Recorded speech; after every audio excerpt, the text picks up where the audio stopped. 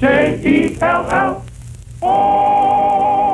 The Jello Program, starring Jack Benny with Mary Livingston and Phil Harris and his orchestra. The orchestra opens the program with Curly Top from the picture of the same name.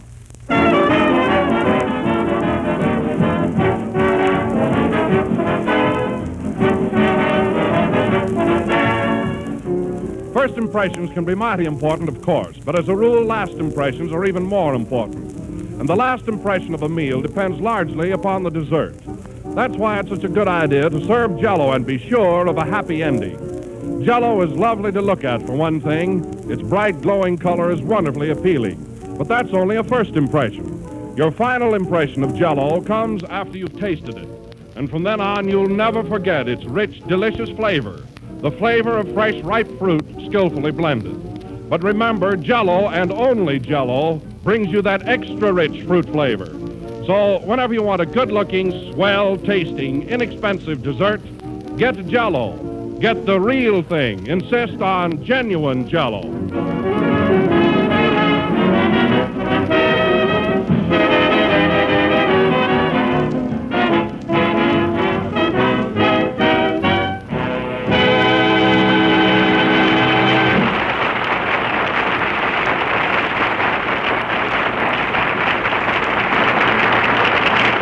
And now, ladies and gentlemen, through the courtesy of NBC, we bring you our master of ceremonies through the courtesy of Paramount, Jack Benny, through the courtesy of Jello. Thank you. Now, Jello again. This is Jack Benny coming to you through the courtesy of Don Wilson. Thank you, Don. Thank you. Thank you, Don. Thank you, Jack. No, Don. You're the one to be thanked. Oh, no, Jack. You should be the recipient. Well, isn't this a polite business, folks? You know, Don, we ought to always open our program with this sweet and friendly spirit. It shows the brotherly feeling that really exists in our little group. Yes, Jack, I agree with you. Of course, Don, there are times when the way you introduce me, it makes me feel like socking you right in the nose. Oh, it does, huh? Yes, through the courtesy of my right arm. You mean the one you play that lousy fiddle with? Yes, thank you, Don. Thank you, Jack.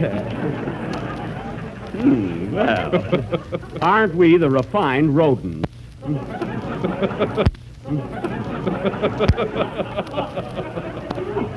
Say, Don, I noticed the boys played their first number tonight without Phil. Is he late again? Oh, yes, he called up a little while ago and said that he might be delayed. Oh, he might? You know, he's getting pretty independent lately since those movie stars have been calling him up. Carol, Lombard, and Ginger. Very good looking, you know. Well, I'm always here on time, and I'm not exactly a Dracula.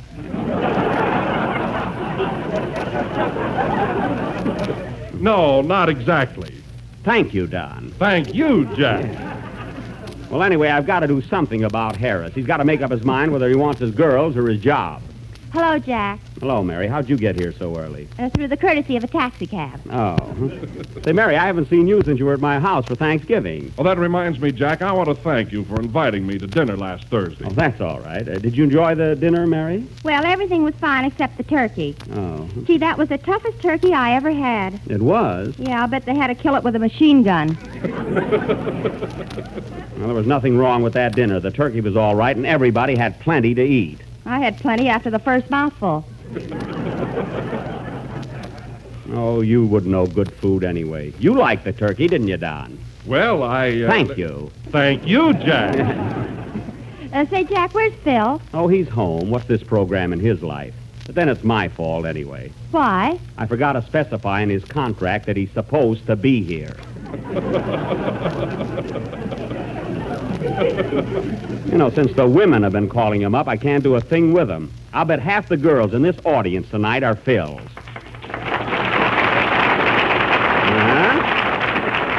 There you are, you see? Why, Mary, I'm surprised you're not applauding. I can't with a script in my hands. Oh.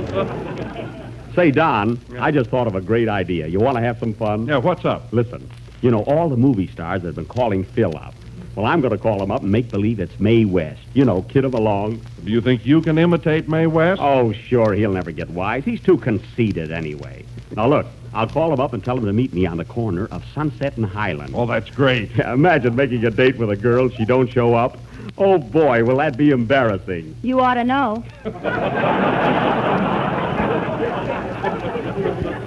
Yeah, well, never mind that. Hand me the phone. Number, please. Give me Oxford 7071. Deposit a nickel, please. A good one. Oh. If I had known this was going to run into money, I'd never have started it. Now, quiet, everybody. This is going to be good. Hello? Hello. Is this Mr. Harris? Why, yes. Hiya, big boy. How am I doing? Who is this? This is Mae West. Come up and see me sometime. Who? Don't you recognize the voice? I must be losing my grip. Well, this is a surprise. Well, how would you like to meet me sometime? We'll go out and peel a grape.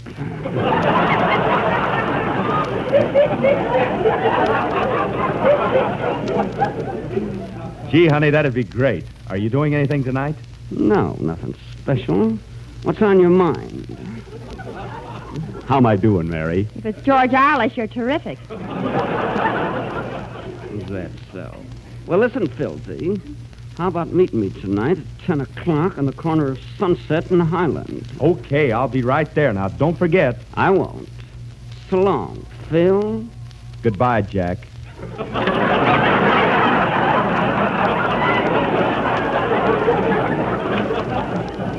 Well, how do you like that? Of all the double-crossing... Yeah. Well, why don't you ask me what I'm laughing at? I'm afraid of the answer. Playboy.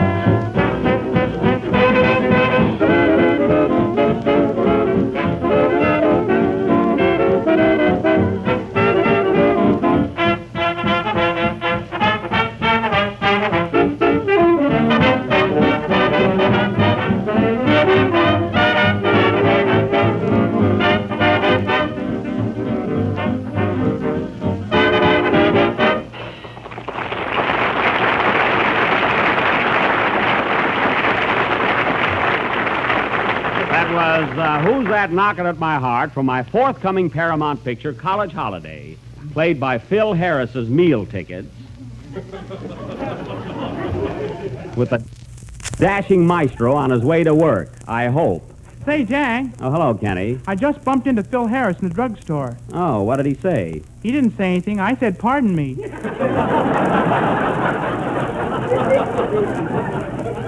Well, that was quite an interesting conversation. Yeah. Did he infer that there was a remote possibility of his appearing in this vicinity in the near future? Oh, you just said that to mix me up. Yeah. Come in. Pardon me, would you like to buy some Thanksgiving cards? Thanksgiving cards? Well, Thanksgiving is over. Oh, then how about some hash? No, thank you. Thank you, Miss West. Wise guy, huh? Oh, Jack, I almost forgot. I want to thank you for inviting me to your Thanksgiving dinner. You're welcome, Kenny. How'd you like the turkey? Swell, I got the wishbone. Oh, did you make a wish? Yeah, I wish there was some meat on it. Say, Kenny, did you take... Where do you keep your soda fountain, Phil? In the living room? Yes, you funny man. Yeah, well, I had you fooled on the telephone anyway. I called you by your name, didn't I? Oh, it was just a wild guess. But no kidding, how did you know I wasn't Mae West? Well, in the first place, it sounded like Jack Benny. I see. And in the second place, Mae West was with me at the time.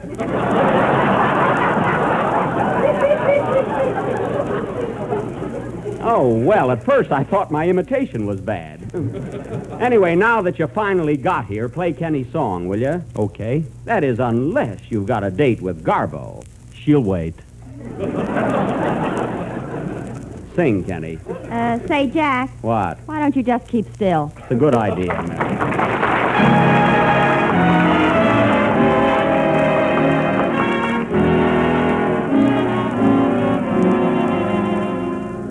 Sweet music is the poetry of romance.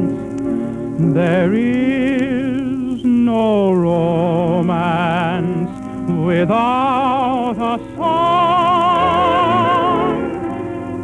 And though it's such a little thing to do, dear, I'll sing to you, dear, my whole life long.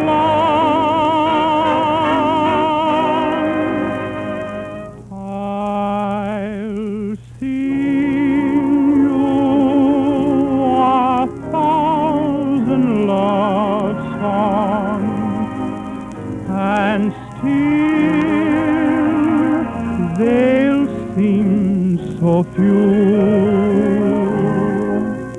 for I need 1,000 voices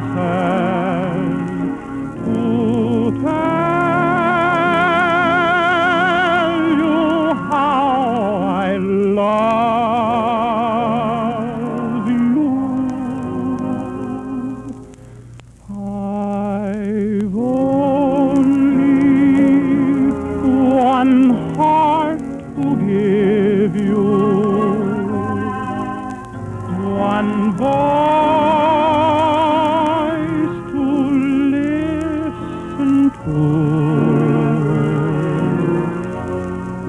So I'll bring 1,000 love songs, and I'll sing everyone, dear,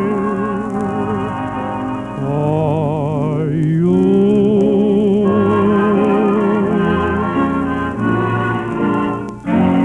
I'll sing you 1,000 love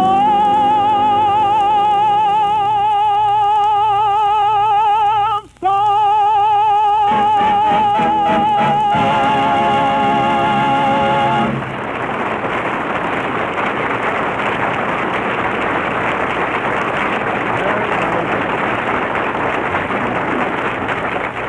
That was I'll Sing You 1,000 Love Songs from Cain and Mabel, sung by Kenny Baker, accompanied by Hollywood's heartthrob and his orchestra. Mary, look at Phil over there with that wavy hair. I bet he puts curlers in it at night. Say, Phil, where do you get your permanent? The same place you get your toupees. Well, that was some snappy retort. Who told you to say that, Carol Lombard? No, I thought of it myself. Oh, you did, huh? Yeah, you want to make something out of it? Well? Say, Kenny. Don't change the subject. I said you want to make something out of it. Yes, he does. Quiet. Stay out of this. I'll handle this. Say, Kenny. Come in. That's your knees.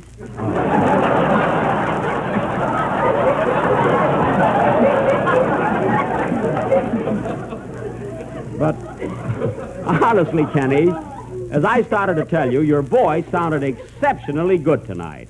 Really, it moved me deeply. Yeah? You want to make something out of it? What? I said, do you want to make something out of it? Yes, I do. Anytime and any place. Right now, if you wanna. Gee, Jack, I was only fooling. Oh, backing down, eh? Well, just be careful, that's all. See? And that goes for nearly everybody in this company.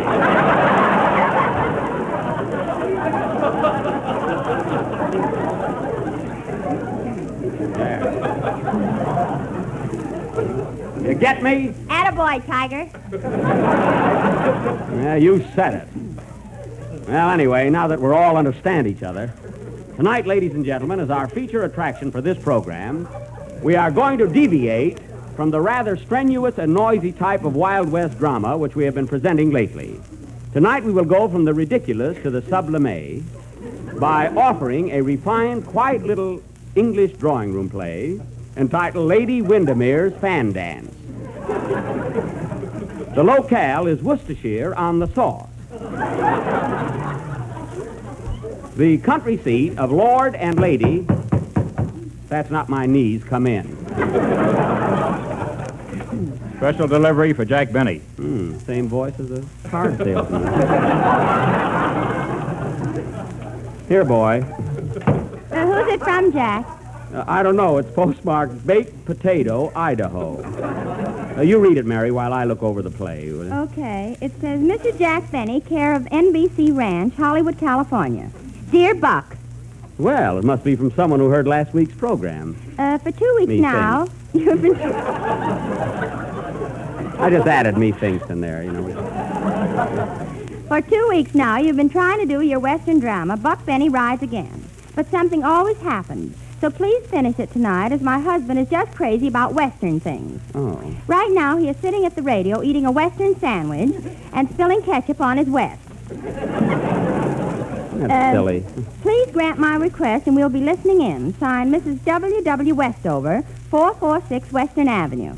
What are you going to do about it, Jack? Well, Mary, we can't disappoint fans like Mr. and Mrs. Westover. So tonight, folks, we will continue with Buck Benny Rides Again. And we will have to postpone our English drawing room drama. But I say, old fellow, you can't do this to me. Come back next week. Very well. Cheerio. These actors. Huh? Well, boys, let's get into a real Western mood. Kenny, pass out the bandanas. Shall I peel them? I said bandana.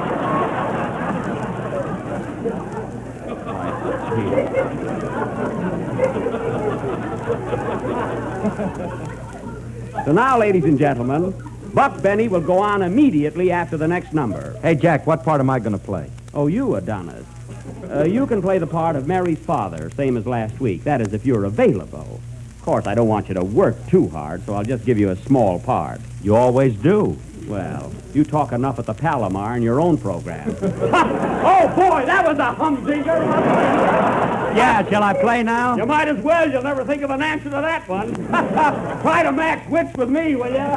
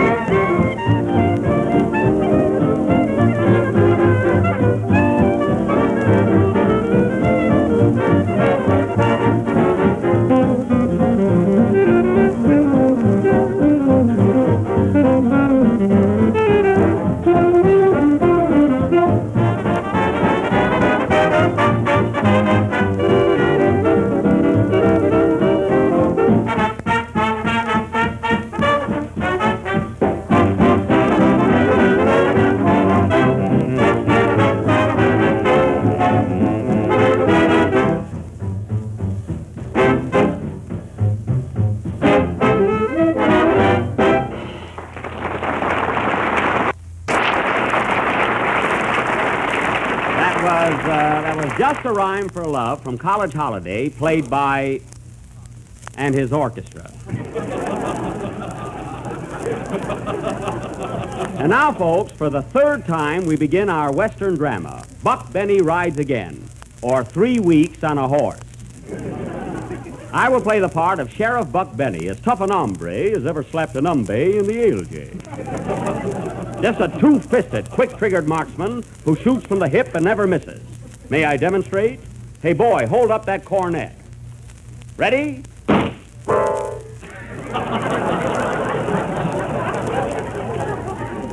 Well, that was close enough. Oh, Jack. What? Can we come back in the room now? Yes. Kenny Baker will play the part of my horse called Pardner. Say something, Pardner. The locale of our little play is Texas, the Lone Star State. And I want to say right now that Texas is one of the finest states in the Union, even if it did only get 1 star.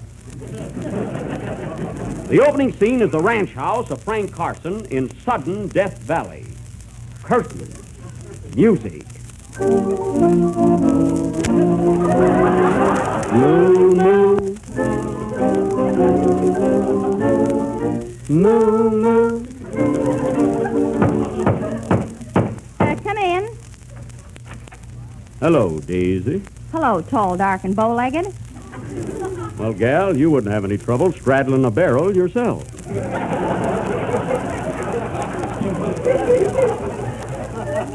Where's your pappy? Didn't you hear? They carried him home last night. Was he shot? Only 50%.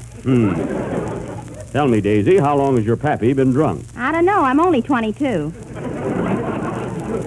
He must have been born with a silver fizz in his mouth.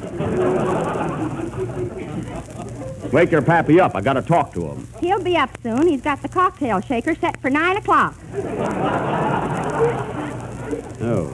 Say, Daisy, before your pappy gets here, I want to ask you something that's been on my mind for a long time. What's that? Will you marry me? Well, thanks, Buck. I'd like to, but I can't leave my pappy. He's taken care of me ever since I was a yearling. I know that. So I can't never marry nobody while pappy's alive. That sure breaks me up. Can't nothing be done about it? Well, Buck, you might leave your gun here and ask me again tomorrow.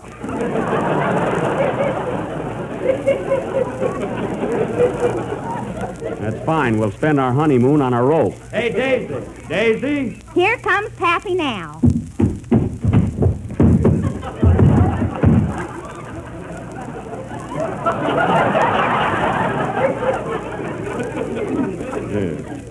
Hello, Frank. Hello, Buck. Are you hurt?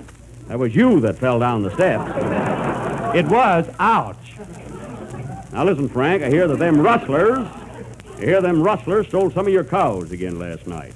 How many you figure they got? I don't know. Well, look out of the window there and tell me how many head of cattle you got left. Can't tell you, Buck. They're facing the other way.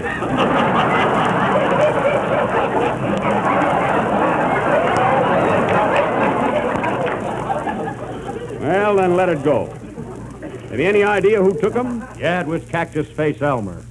Cactus Face Elmer, huh? Well, I'm a-going out and get him.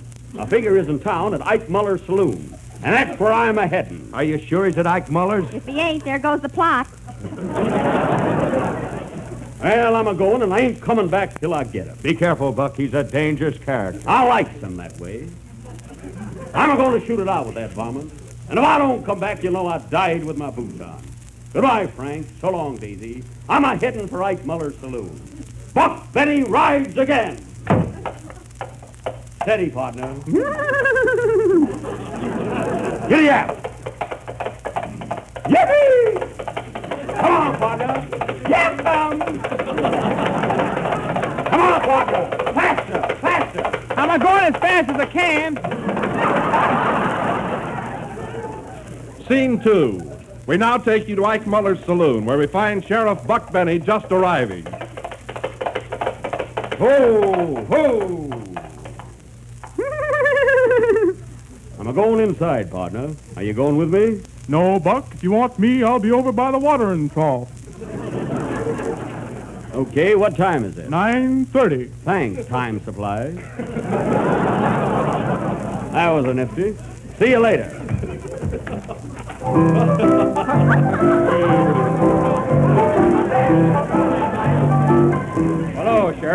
Hiya, Curly. Howdy, Buck. Hello, Kate. How they treating you? They ain't. Well, if it ain't Buck Benny. Why, Slim Wilson, you old horn toad. No, I got a newfangled line now called Jello. Jello, what's that? Why, it's an up-and-coming young dessert, and I wouldn't be surprised that someday millions of people will be eating it. Well, shut my Texas trap. Say, Slim.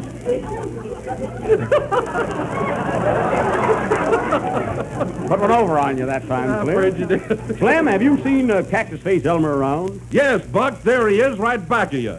Got him sooner than I expected. Are you Cactus Face Elmer? That's me, Buck Benny. And you're a tough hombre, huh? Am I tough, he's asking. You see those notches on my gun? Yes. Well, if you get fresh, I'll tell him to move over. I've been aiming to meet up with you, Cactus. You're wanted for the stealing of Frank Carson's cows. I didn't take him, and would you like to buy some milk? Oh, you admit you took him, huh? Take it easy, Poopsie. You want to make something out of it? Now, listen here, Cactus. You got those cows, and I want to know where they are. You know, this country ain't healthy for cattle thieves. I never felt better in my life. Now, listen, Cactus Face, I came here to get you, and I'm going to bring you back dead or alive. Now, which way do you want to go? I think so. Come along with me. Look out, Buck. He's going to shoot.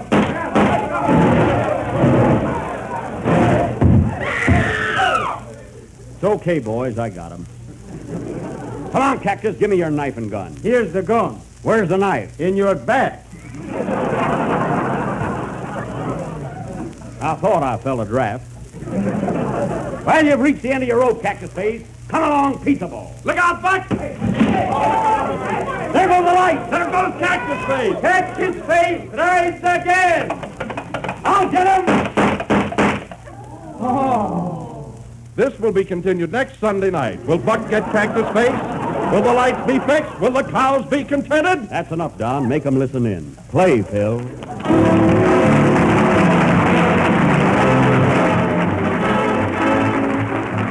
Everyone who enjoys good things is certain to enjoy Jello chocolate pudding, a new product that hits a new high in real old-fashioned goodness. Jello chocolate pudding is far smoother, creamier, more chocolatey. And what's more, it has that grand homemade taste that's always so welcome everywhere. Jello chocolate pudding is wonderfully easy and economical to make, too. Here's all you do. Just mix the contents of one package with some milk in the top of your double boiler and let it cook till smooth and luscious. It only takes about 10 minutes. Then you need only wait until the mixture has cooled before serving it in sherbet glasses and bringing it to your table. A delicious dessert triumph.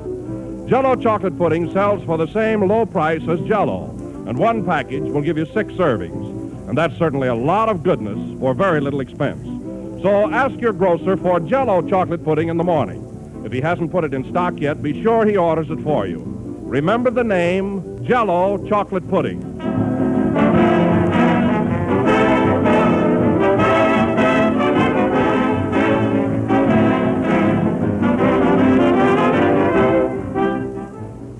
This is the last number of the 9th program in the new Jello series, and I reckon we'll be with you again next Sunday night at the same time. Come along, Daisy. I'll take you home on my horse. Oh, we both can't get on, can he? That's right. Good night.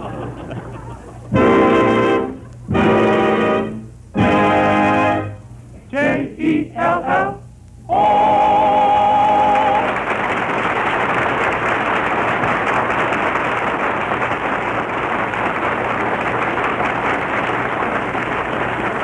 The tune I know that you know is from the show Oh Please.